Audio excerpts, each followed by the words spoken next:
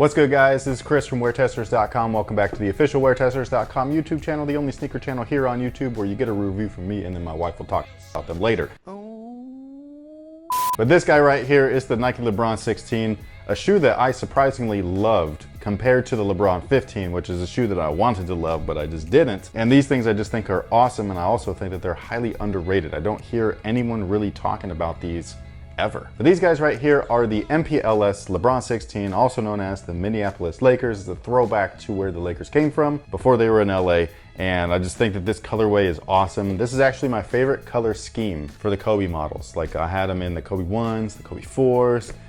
Did they do it in the Kobe 5s? I don't think that they did. They did it in the Kobe 6s, or did they? That was the draft days. Man, they've been jumping around. But I just think that this color scheme is awesome. I love the soft gray. I love the UNC blue.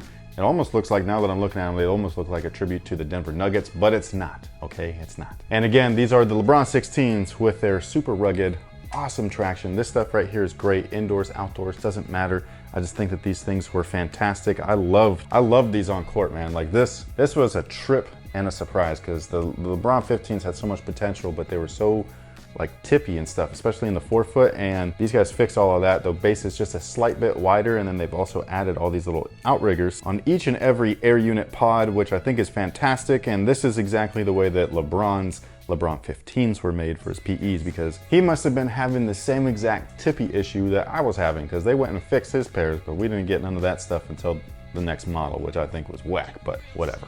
I'm not a $90 billion athlete. I'm just the guy buying their shoes at retail, you know what I'm saying? I'm not mad. Now, along with those features, we do have a max zoom setup. It's actually Air Max and Zoom Air in the back, and then it's just Zoom Air in the I don't know what the hell it called this little guy right there, but the middle pod, and then the forefoot one. Nothing right here in the toe. They left this open so that you can get like a cleaner toe off and all that stuff, so you're not mushing into the cushion right there. And then they also made it kind of like a big deal that they separated the rubber pods right there. Like Jason Petrie, the designer of the shoe, was saying that they removed a little tendril or whatever, so it got like, you know, greater flexibility in that section. I don't think that was a huge thing. Like I don't think that it was like lacking as far as the LeBron 15, a lot of flex, but it does do something right there, which is cool. And it also reduces a little bit of weight, because a lot of the weight comes from the rubber. And what I love that they've done with the zoom units right here, man, they speckled the shit out of them, and I just love this. I just think that this looks great. You guys already know that I love my splatter paint, and this is no different. And then if you move up, we got a Phylon midsole, and you got this goofy looking line right here. This is the part of the shoe right here that I don't like this. I never did, and never will. I just think that this looks really lame, and you know, if you like it, I think it's great, but I personally do not like it. Something that is interesting though is that the lions are different, not looking different, but they each have different colored eyes. And then also they have additional features like the stars right there. They've got additional color behind the pull tab. They got, you know, the swoosh right there is that UNC blue, whereas this one right here is yellow. And then on the tongue right here, you have what I consider to be a little bit of over branding.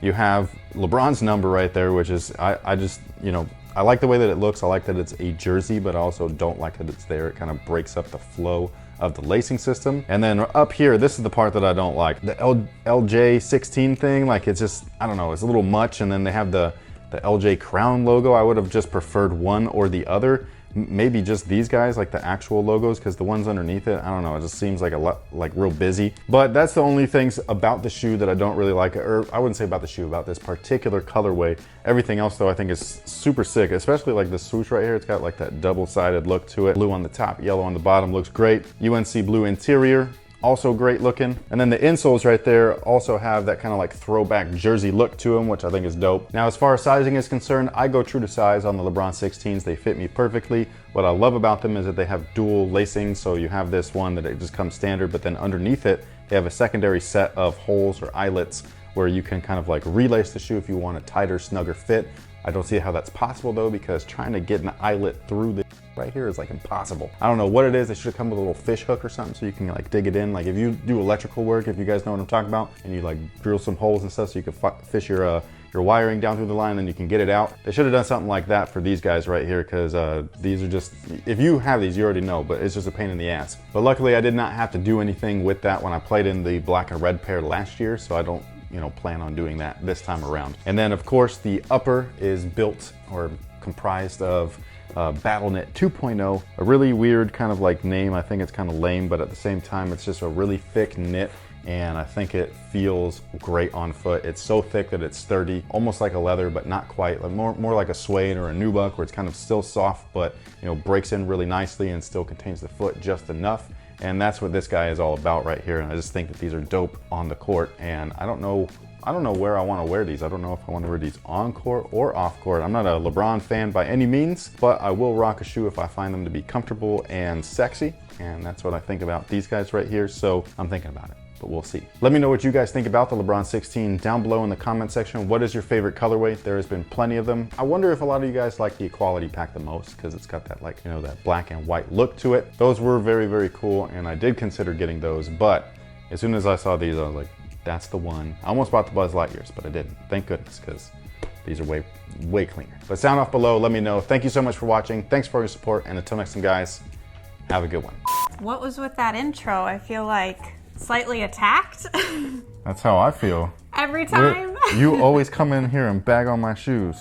You say that they look like something or that they look like something else, even though they don't. And so yeah, so like, what is it? These look like the questions too? No, because they don't have a weird toe thing going on. These do not look like the questions. No. So when did the Lakers move over to LA? I couldn't tell you. That's a long ass time ago. But nobody gives any flack to Kobe having a Minneapolis colorway. But I heard some people being like, with LeBron using it. This is not what I think, okay? So this is just what I've read, so don't try to act like this is me being quoted or anything, but a lot of Laker fans, not all of them, but a lot of them feel like LeBron is not a Laker.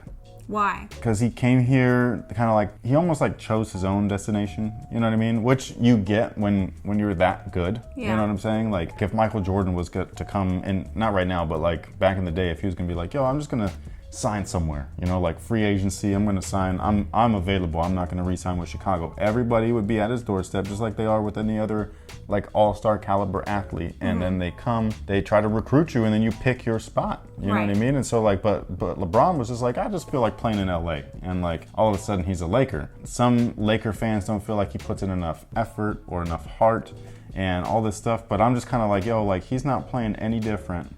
Exactly. He's not playing any different. Yeah, so like that's just how he's always been. He's always gotten his coaches fired. He's always gotten his teammates traded, and that's just the curse of LeBron, I guess, where nothing's good enough. You know what I'm saying? And I just think that that's weird. Like I don't ever remember. It might have been a thing just because there's no social, but I never remember MJ being frustrated with Scottie or with Steve Kerr or with Ron Harper or with Luke Longley. I don't remember him ever being frustrated with Bill Wellington and stuff like that. These like real like kind of like, not that Scottie and all of them are no-namers, but like Bill and Luke, they're not like the greatest centers of all time. They're no Shaq, they're no Hakeem. And I don't remember ever hearing like in the papers, you know, Jordan wants them traded or whatever. It was always the front office where they're like continually trying to upgrade the pieces, but it always feels like whatever team LeBron's on, minus Miami, that LeBron's in charge. Yeah. And I don't think that the Lakers fans like that. That's just what I get out of it. I don't know if that's true. You know, it's almost like he's like a temporary Laker, is maybe how they're feeling. I'm not really sure. Do you think he'll retire there? Or do you think he'll be like, hold on, I'm gonna go back to Cleveland? Well, that's a popular thing to do. You know, you kind of like, you don't just pay tribute to your hometown, but also the team that drafted you. So like, that's a normal thing. Okay. Unlike Kobe, where he was drafted by Charlotte, but immediately traded. Like, it's not like they drafted him because they wanted him. They drafted him to use him as trade bait. And so like, it was an immediate, that was a trade because y'all lost on that one, but yeah, but like, you know, it happens. It's just part of the game. But yeah, I don't know why. Although I do kind of sympathize because that's how I feel about KD right now. You know, like KD. Look, I like KD, but I don't know if it feels to me like he used us. Like he used Golden State to get some things on his pedigree that he wouldn't have gotten otherwise. You know what I'm saying? Like he's now a 2-time championship, a back-to-back Finals MVP, possibly 3 in a row. You never know. Yeah. You know what I'm saying? Like if things pan out this year the way that they would like them to.